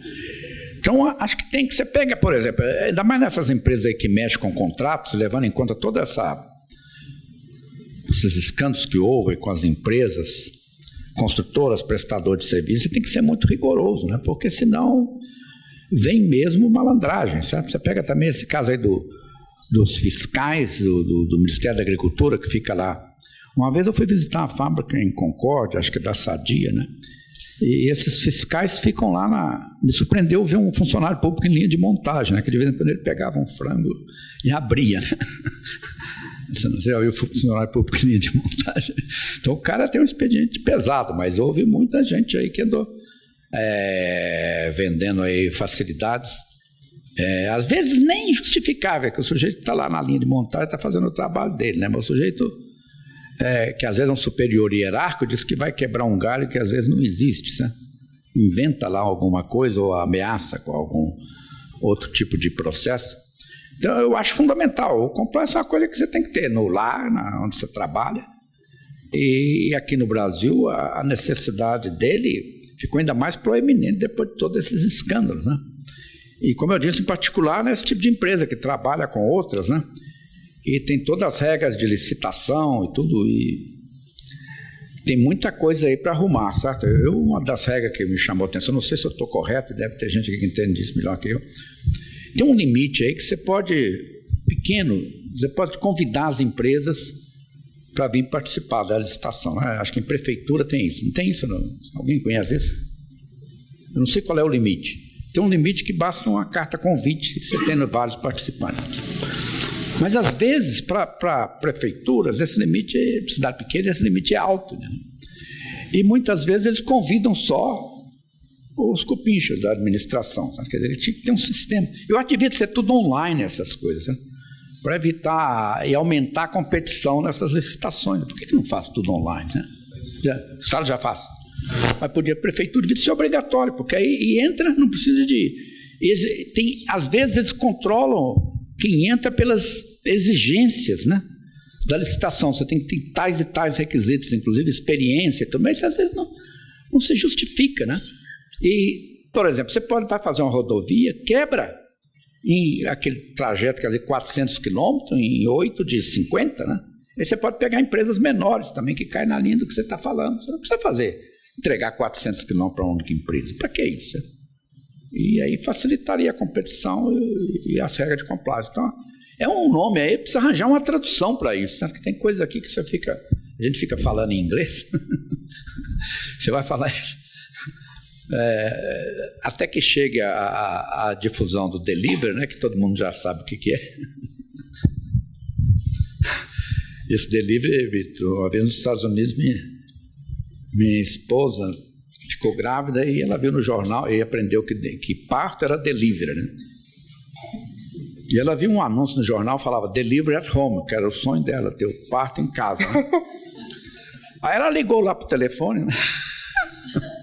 E ficou um diálogo daqueles malucos, ela falando que ela queria delivery at home. Eu falei, pois não, nós mandamos entregar. Mas era a entrega do próprio jornal. Vamos arranjar um tempo para compliance. Você não tem um tempo para compliance? Vou tentar. Como? Vai tentar. Cumprimento deve ser isso. Senhor Milton, alguma palavra com relação a Sabesp, resíduos sólidos? Não, essa questão de compliance eu acho que era importante. A gente tem evoluído muito. As regras que estão sendo editadas, principalmente no sistema financeiro, elas são regras muito modernas, até porque seguem muito aquelas que são adotadas nas chamadas regras de Basileia, e nós, no sistema financeiro, temos realmente um compliance muito evoluído. Mais recentemente, o governo federal editou a Lei 13.303, que é a chamada Lei das Estatais. É uma lei nova, nós inclusive lá na Desenvolve São Paulo estamos fazendo as adaptações no estatuto da Desenvolve, como também em todos os bancos públicos, né, que visa justamente dar mais transparência à gestão pública e ao mesmo tempo diminuir a interferência política na gestão das empresas públicas. Então a Lei 13.303, ela é uma evolução desse processo, é que muitas vezes, infelizmente, a gente sai de um extremo que era muito frouxo, para um outro extremo que é excessivamente regulado, e aí, nesse meio tempo é preciso fazer adaptações. Com relação ao ponto que o Roberto colocou, do negócio das compras e vendas, por exemplo, no estado de São Paulo, nós já temos a BEC, Bolsa Eletrônica de Compras, onde todas as compras que o governo faz, seja administração direta ou administração indireta, transita por essa BEC, onde as empresas que querem vender o seu produto ou o seu serviço se cadastra, inclusive obras, e passa pela BEC. A BEC é um sistema eletrônico transparente que permite que se jogue o preço lá embaixo, não é, dentro de uma concorrência sadia e com transparência total. Então, isso tem evoluído bem, não é? Pois não. Eu sou fornecedor da BEC. É que o mal é sempre mais criativo. O mal é sempre mais criativo. Aconteceu comigo há 2 semanas atrás. A minha vontade era colocar no jornal. Eu vou ser bem real. É coisa de balcão, não é coisa grande. Eu forneço hospitais de São Paulo. Um dos produtos que eu forneço é aparelho de barbear para fazer tricotomia. O edital saiu. Aparelho de barbear na cor branca. Cor branca é 0,01% do mercado brasileiro. Eu entrei com 50 centavos. Eu perdi porque não era branca. O segundo lugar ganhou por R$5, 10 vezes mais caro. Eu liguei para a pregoeira, falei, moça, a cor, qual é a influência da cor para cortar o pelo? É 0. Ah, mas eu não posso fazer nada, o edital está aqui branco, então tem que ser branco. Então, o que eu quero dizer, o mal está sempre mais avanço, está sempre na frente. Então não adianta, o BEC é maravilhoso, funciona bonitinho, mas sempre tem a maldade lá dentro. Desculpa dizer isso, mas eu estou revoltado. É um caso real. O hospital pagou R$20 mil quando podia pagar para mim R$2.000. Por quê? Só por causa da cor. Alguém tem que tomar atitude, não é possível isso. Eu posso dizer, depois eu tenho, não sei aqui de cor. Mas é um caso real, isso é a prática do mercado. Eu fiz uma denúncia e não adiantou nada. A máfia é tão grande. Vou fazer o quê, pô? Esse é um caso real. Eu adoraria que você me ajudasse. Vai lá, é esse caso aqui. É fulano, é cicrano, é beltrano, é tudo isso. Hospital que não tem dinheiro para pagar nada. 10 vezes mais caro. A cor branca. Ainda falei para a moça, mas moça, qual a influência da cor para fazer a tricotomia? É isso. É um desabafo. Eu estou com tanta raiva. Não, a gente entende. Obrigada pelo seu desabafo. Obrigado, Jorge. Obrigado. É normal, quando ficamos indignados, ficamos nervosos. Agradecemos o seu desabafo. Vou aproveitar para fazer 2 perguntas em uma só. A primeira é para o professor Roberto, depois vou complementar com você, viu, Milton? Aquele gráfico me impressionou bastante, aquele crescimento que o senhor mostra depois dos anos 70. E nós temos aquele vermelho ali. 70 sim, o milagre brasileiro, 80 também, a gente teve problema da moratória, crise do petróleo, 78, moratória Rússia, a moratória do Brasil em 1982 também justifica aquela queda. Depois nós tivemos aquele crescimento nos anos 90, me parece que fruto das privatizações talvez, mas me surpreendeu muito a queda nos anos 2000, de 2000 a 2010, quando justamente nós tivemos o boom da China e tivemos um crescimento muito grande no PIB, né? E com exceção da crise de 2008, não teve assim alguma coisa. Né? Eu queria que o senhor explicasse um pouquinho sobre isso. E emendando a pergunta para o Milton, Eu estou falando de concessões em São Paulo. O governo de São Paulo, recentemente, nessas novas concessões, ele permitiu que os agentes financeiros, que bancos e investidores estrangeiros participassem nos financiamentos. A Desenvolve São Paulo participará utilizando um modelo parecido com o BNDES, nas concessões e nas novas privatizações que estão em andamento. Se você pudesse falar um pouquinho sobre a ideia da Desenvolve São Paulo, eu agradeceria. Muito obrigado. Apenas antes de começarmos com as respostas, depois vamos para uma última pergunta lá atrás, que é o que temos tempo. Não sei se vamos ter tempo, vamos ver o quanto tempo teremos de resposta. Depois vamos para a palavra de encerramento, diplomação, e é o que conseguimos devido ao tempo. Então vamos lá. Bem, eu não conheço muito os detalhes do que estão naquelas médias, certo? Eu tenho os dados lá, vou até dar uma examinada, mas se pegar a década de 2000, ela até 2004 não vai muito bem, você ainda pega o rescaldo de 1999. Você começa em 200, né? 2000. E depois você teve a queda em 1998 ou 99, um dos 2 anos. Mas aqui foi feito o Excel das taxas que eu tinha lá, certo? Eu vou dar uma checada. Aparentemente poderia ter um problema. Eu acho que os problemas estão nas pontas, né, daquele período do Lula. Agora, é interessante esse período aí que fica muito claro o papel do governo nesse problema daquela...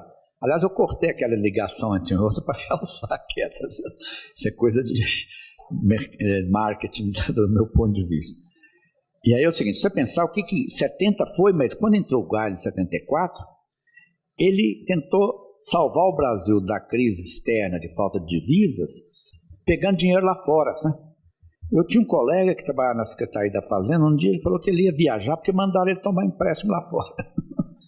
Ele trabalhava para a CESP, né? E aí, então, a hora que chegou em 1979, por causa daquela medida do governo americano que aumentou a taxa de juros para mais de 20%, o Brasil quebrou, né? E aí você teve o início da década, foi ruim. E lá no meio da década ainda entrou o Sarney, que certo, veio com aqueles planos dele e não levou a lugar nenhum, né? Chega em 90, o Collor tenta fazer alguma coisa assim, mas não deu. E aí melhora com o plano real, mas o plano real ele é um plano incompleto, né? Ele não deixou um ajuste permanente. Tanto que você vê que a Dilma foi punida pelas pedaladas, mas aqueles déficits anteriores, que já eram muito altos, o Congresso autorizou, entendeu? Agora que criaram lá, criaram uma instituição fiscal independente lá que acompanha o governo para e passo, né? Eles fazem relatórios mensais. Que até que julgasse as contas da Dilma, né? O Tribunal de Contas levou 1 ano e meio, você lembra? Só em meados de 2015 que eu acho que fizeram a coisa, né? Então, e depois aí do Fernando Henrique veio a administração petista que se iludiu com aquele boom da economia das commodities, da economia chinesa. Aliás, eu acho que o partido político mais fez pelo Brasil é o Partido Comunista Chinês, eu sou até comunista chinês, né? Porque ele foi o que permitiu a expansão daquele período. O Premier lá devia receber um ordem do Cruzeiro do Sul, lá em Brasília, até um monumento. Porque o que fizeram para o Brasil foi imenso. Vão continuar fazendo, você viu ali. Então, eu acho que eu confio nos dados, mas eu vou dar uma checada. Obrigado. Só fazendo um parênteses aqui, Jorge, se você depois puder me passar essas informações mais detalhadas, claro, não é a minha área, mas como a BEC é administrada pela Secretaria da Fazenda, ao qual nós estamos vinculados, eu posso levar para que seja feita uma análise, né, que efetivamente deve ter acontecido é que a Secretaria demandadora desse tipo de equipamento, que deve ser da saúde, né, fez especificação do edital, não sabe-se lá por que razão botou essa questão branca, né, mas eu acho importante ter essa crítica porque ela é construtiva, não é? Então é importante. Mas se você puder me passar, eu lhe ajudo nisso aí, pelo menos encaminhando lá para que seja feita então a devida avaliação. Com relação à pergunta do nosso amigo Cruz, assim, a Desenvolve São Paulo, recentemente, ela participou da privatização, da concessão, melhor dizendo, né, de 5 aeroportos regionais que são administrados aqui pelo nosso departamento, o DAESP, né, e com financiamento. Então, nós financiamos, no edital que foi lançado, já se especificava que a Desenvolve São Paulo, instituição financeira do governo, financiaria o valor da outorga, uma parte, não uma totalidade, mas financiaria também uma parte dos investimentos necessários para que esses aeroportos ganhassem uma outra escala em termos econômicos. Então, nós asseguramos essa espécie de ajuda, vamos chamar assim, de maneira que tivemos sucesso já na privatização de 5 aeroportos e nos demais também que serão colocados mais à frente. Mas, além disso, nós temos participado, estamos estruturando a forma de participar do apoio à concessão de determinados serviços que são hoje realizados pelas prefeituras, pelos municípios, de sorte que nós tenhamos, então, como financiar a empresa privada que vencer a licitação, vencer o edital de concorrência pública, para que os investimentos sejam efetuados nesses municípios que colocarem, seja iluminação pública, seja resíduos sólidos, ou a parte mesmo de captação e tratamento de esgoto ou mobilidade urbana. Nós também temos uma participação de financiar o privado nesses processos de concessão PPPs que estão em andamento. Perfeito, uma pergunta ali. Obrigado. Muito bom dia a todos. Meu nome é Josué Ferreira, eu presido o IDELB. Inicialmente gostaria de parabenizar a revista América Economia por esse profícuo debate. A minha pergunta, Dr. Roberto Macedo, ela é bem pontual. Partindo da premissa que os Estados Unidos, o senhor como morou nos Estados Unidos, fez Harvard, todas as empresas americanas nascem no berço de uma universidade. Há uma gestão acadêmica também do governo norte-americano. No Brasil, essa crise econômica e política que há, se a classe política conclamasse mais a parte acadêmica, os professores, as universidades, para intervir em planejamentos de gestão, eu creio que seria melhor a gestão. Então, doutor Roberto, será que não seria o momento do governo federal e os demais governos estaduais e municipais também dar espaço às universidades, aos acadêmicos, para desenvolver um trabalho mais assíduo visando salvar o Brasil desse colapso econômico? Então, qual é a visão que o senhor tem em relação a isso e de que forma as universidades poderiam integrar agora toda a parte de gestão dos governos? Essa é a minha questão. Muito obrigado. Bem, sua pergunta é pertinente para uma pessoa como eu, que ficou vários anos no mundo acadêmico e conheceu outras universidades. Agora, eu quero adiantar para você o seguinte, que esses jovens aí que saíram aí de Harvard, como o da Microsoft, como é que ele chama? O cara da Microsoft, Bill Gates. O Bill Gates, ele não concluiu o curso, certo? O negócio dele fez tanto sucesso que ele largou a universidade para montar a empresa, entendeu? Quer dizer, foi não, em parte foi sabedoria, mas lá tem condições realmente. O do Facebook também, ele começou fazendo um network de colegas e tudo. Mas esses avanços na tecnologia da informação e de comunicação permite muito isso, né? Que um rapaz qualquer faz aí um aplicativo ou inventa uma coisa, né? E aí, sem capital, ele faz inovações. Agora, muitas inovações, você pega essas de remédios, que é uma área onde se avança muito, né? Novos medicamentos, a maior parte das pesquisas são feitas em laboratório. E eles têm seus próprios profissionais especializados, formados em boas universidades, evidentemente. E podem contratar consultores. Se você quiser contratar um professor de Harvard como consultor, não é proibido. Ora, aqui no Brasil você tem muita dificuldade. Tem um pessoal da academia, eu não gosto de falar isso não, mas usando a expressão mineira, eu conheço meu gado. Tem gente que não tem muito assim, empenho em seguir uma carreira assim, de trabalho, de resultados e tudo. Né? Você poderia dar incentivos e cobrar mais dos caras. Acho que há um problema de compliance no mundo acadêmico. Foi bom ter lembrado disso. Né? Tem professores lá que Vamos meter o pau se eu depois vou ver esse negócio. Mas paciência, eu tenho meus amigos e inimigos também, não faço questão. Eles passam num concurso, certo? E fica parado na carreira, eles não fazem nem a livre docência, e ficam lá andando pelos corredores. Isso acontece muito também. Eu acho que acontece em maior grau nas universidades federais. Então, a coisa é mal parada. Acho que devia ter um compliance, que eles cumprem suas tarefas. Agora, devia ter também uma forma clara de os professores poderem receber pelos seus trabalhos de consultoria. Aí, como não há isso, eles começaram a fazer essas fundações, né? Que a USP agora não pode ficar lá mais dentro da faculdade, só tem uma fundação da universidade. E, recentemente, numa coisa absurda, saiu uma resolução da reitoria dizendo que o sujeito que está em tempo integral não pode receber nada de fora. Né? Ele até impediu os que estavam fazendo.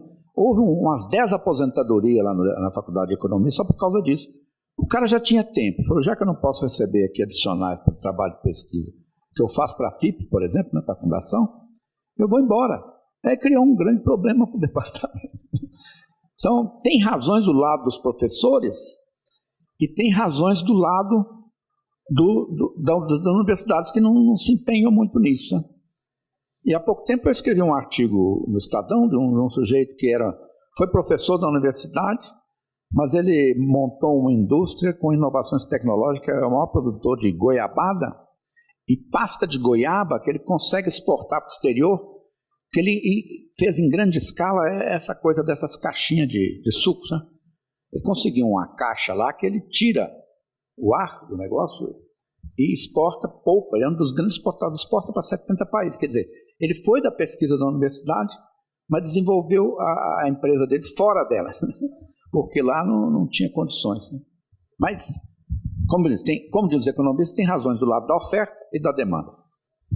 Vou pedir desculpa a todos que eu tenho que correr para o congresso do IBEF, que eu faço o encerramento lá e está em cima da hora. Eu vou ter que sair agora, infelizmente. Mas agradeço de antemão aí a oportunidade de participar desse debate. Agradeço ao Agostinho, presidente do GCSM, da América Economia, a Tati também, presença do nosso deputado Tamar Borges, diversos amigos aqui, principalmente ao professor Roberto Macedo. Obrigado.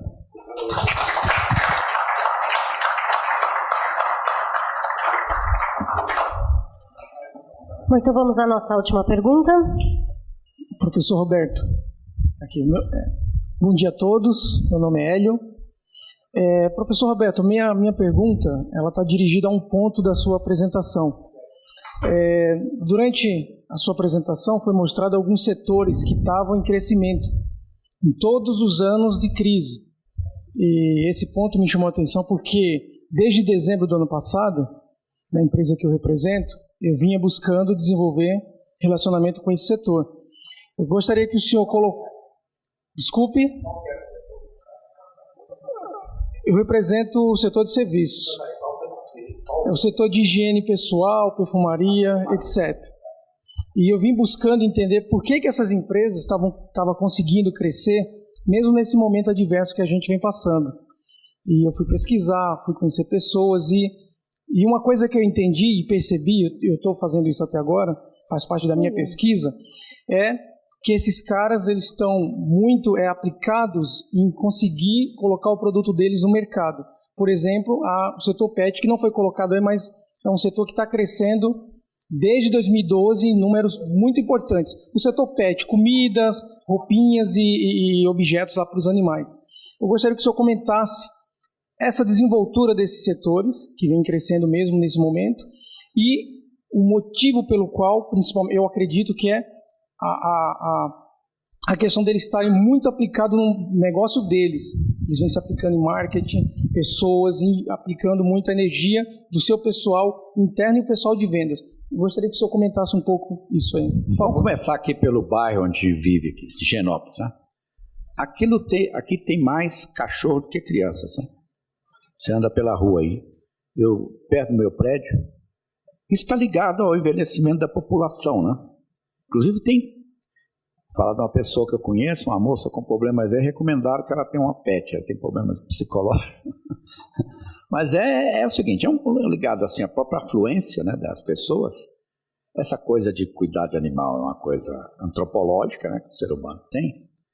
E aí eu vi nesse período aqui surgirem várias pet shops aqui, E vi também fechar uma loja de roupa enorme que estabeleceram ali perto do cemitério da Consolação. E eu previ a falência dela, porque não tem criança no bairro, pouca criança. E um dia eu fui no shopping, quando abriram a área nova do Pátio Higienópolis, eu fui lá, tinha uma loja de roupas para bebê, roupas inglesas, certo? Eu até comprei para minha neta, estava um preço razoável, coisas de um algodão natural, um negócio belíssimo, certo? E eu falei, pergunta idiota, você merece a resposta. Eu falei, como é que esse bairro aqui não tem criança? Como é que você vai sobreviver com essa loja? Ela falou, não tem criança, mas tem pessoas com o senhor que vêm aqui comprar para os netos. E tem uma grande demanda aqui. E nós também, ela falou assim, confiamos na qualidade do nosso produto, que nem a LG e a Samsung. Né? Então, aprendi uma lição. E que mais? Agora, as outras, eu gosto muito de ir ali na Liberdade, aquela região da Liberdade, que eu sou adepto de tofu, de ozai, compro ali para levar para casa, e lá também frequento, que eu tinha um problema na perna, pessoal de acupuntura, fisioterapia, porque são orientais, eu prefiro esse tipo de gente para lidar com isso. Lá tem uma loja chamada Ikezaki, né, que é um fenômeno. É dessa outra coisa, eu não conheço bem a química do lar, certo? Mas teve um professor, um filósofo francês que teve na FAP, um negócio altamente sofisticado, né, que falou que antigamente as pessoas trabalhavam assim muito em terra as coisas, né? Eu lembro isso muito quando criança, as famílias gostavam de deixar imóveis como herança, não tinha nem aplicação financeira direito. Depois veio a geração das pessoas que querem ser alguma coisa, aí vão estudar, fazer faculdade, tudo, né? E tem uma geração nova que ele diz que é o pós-modernismo, que as pessoas querem aparecer, certo? Se aparecer bem, é que ele faz bem a autoestima. Inclusive, ele falou, alguém perguntou, mas como é que funciona isso? Ele falou, pô, vocês aqui tem os próprios exemplos, veja os festivais indígenas, né? Que as pessoas se enfeitam todas de penas, fazem aquela maquiagem. Isso é próprio do ser humano, entendeu? E algumas delas faz bem à saúde, em caso, por exemplo, de dermatologia e tudo. O que eu tenho dúvidas quanto à química do lar, certo? Essa aí eu só passei a entender que quando eu fui estudar nos Estados Unidos, eu era casado, não tinha condições de contratar empregada, eu passei a cuidar de duas tarefas domésticas, lavar a louça e parte sanitária dos banheiros, também limpar os banheiros, né? Repartia lá com a minha mulher. Aí eu apelei para uma química violenta, né? E na lavagem de louça até eu me tornei especialista, mas eu continuo lavando algumas coisas, mas eu sou exigente, eu só trabalho com água quente e papel toalha, então e as coisas ficam bem mais fáceis. Parabéns à América Economia pelo evento, a você, mestre Agostinho, equipe, Tatiana, esse novo layout, gostei muito. Parabéns ao professor, doutor Roberto Macedo, pela bela exposição. E eu vou terminar o encerramento aqui em poucos minutos, rapidinho, mas de uma forma positiva. Vamos sair aqui energizados positivamente. Então eu vou citar coisas da nossa economia que eu vejo como positivo. Primeiro, a questão de desemprego vem diminuindo nos últimos 4 meses, como mostrou o professor Roberto Macedo, 150 mil vagas. Em julho, 36 mil vagas foram criadas. E quem mais criou vagas? A agropecuária. Setor pouco citado, e que o setor é a coluna, realmente, junto com a construção civil, que agora está um pouco embaixo, mas é que mais cria empregos no Brasil. Um outro detalhe que tem afugentado os créditos, ou quando apresenta os créditos, não são com juros honestos, porque chega no consumidor de uma forma aviltada, com valores muito altos, é que a inadimplência, são 62 milhões de inadimplentes no Brasil, em julho já deu uma pequena chama. 400 mil brasileiros saíram dessa condição de inadimplente, o que quer dizer que pouco a pouco vai trazendo crédito novamente, oferecido pelos bancos, pela iniciativa privada. Pena que o Milton não está aqui, mas foi matéria da última segunda-feira no Estadão. O Banco Desenvolve São Paulo triplicou o investimento acreditando no empresário paulista, e isso é muito bom para nós. Juntamente com isso, nós temos a queda dos juros. que hoje em 9,25 ou 8,25 o mês que vem, provavelmente vai terminar entre 8 e 7,5. A reforma trabalhista, com 3 colunas principais: diminuir os excessos do Poder Judiciário Trabalhista, que muitas vezes cria passivo para as empresas e faz com que algumas até fechem. Isso é muito importante. A negociação entre empregado e patrão, como é em grande parte do mundo, o professor sabe disso. E, por último, acabando com a parte obrigatória do recolhimento do imposto sindical. E esses dias, reunido com o professor Ives Granda, ele até falou que estaria conversando com o governo, porque agora já os sindicatos estão se manifestando, dizendo que então eles vão cobrar, porque hoje representa 3%, vão cobrar 6%, né, para compensar daqueles que se filiarem voluntariamente, e eu tenho certeza que o governo vai tomar uma decisão positiva em relação a isto. Comércio exterior. Balança de pagamentos deve de encerrar com 60 bilhões de dólares, ou seja, 200 bilhões de dólares, como foi mostrado aqui. Dos 6 meses, os primeiros 6 meses, as emissões de ações, 60% foi de dinheiro estrangeiro.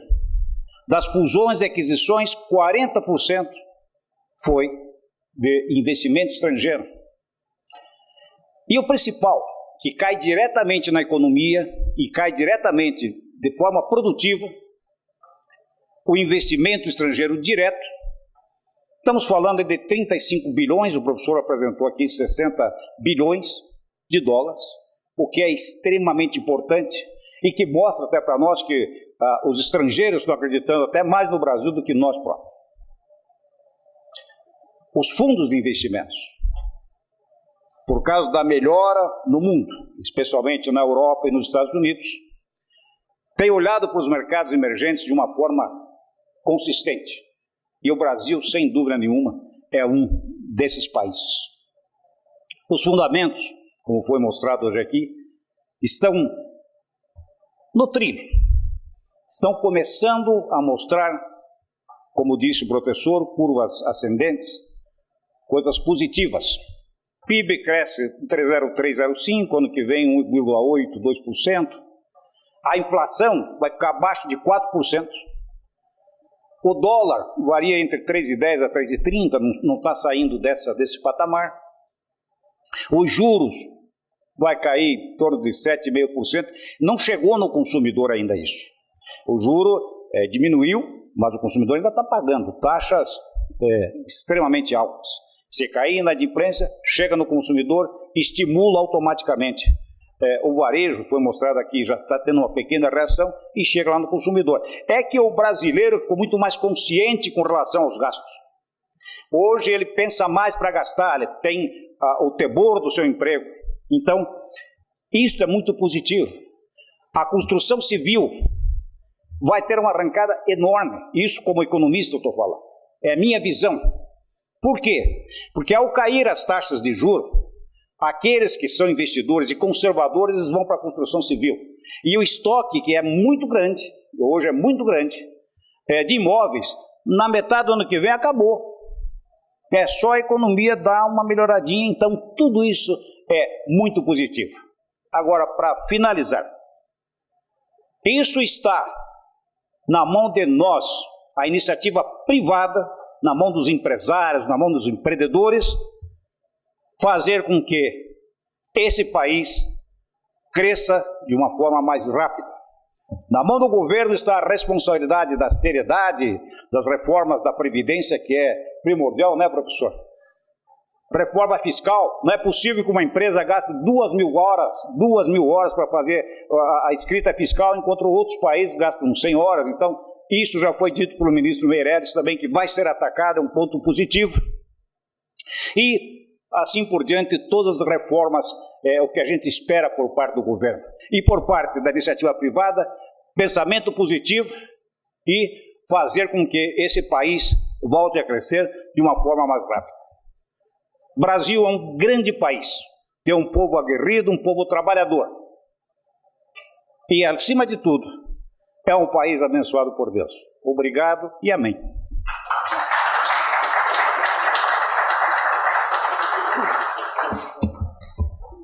Senhora Cássia, eu vou pedir que o senhor volte aqui só um pouquinho. Vou convidar o senhor Itamar Borges, vou convidar também o senhor Romeu Chapchap, para que possamos entregar um diploma de agradecimento ao senhor Roberto Macedo pela participação na conferência, no Pocket Conference, aqui da América Economia nesta manhã.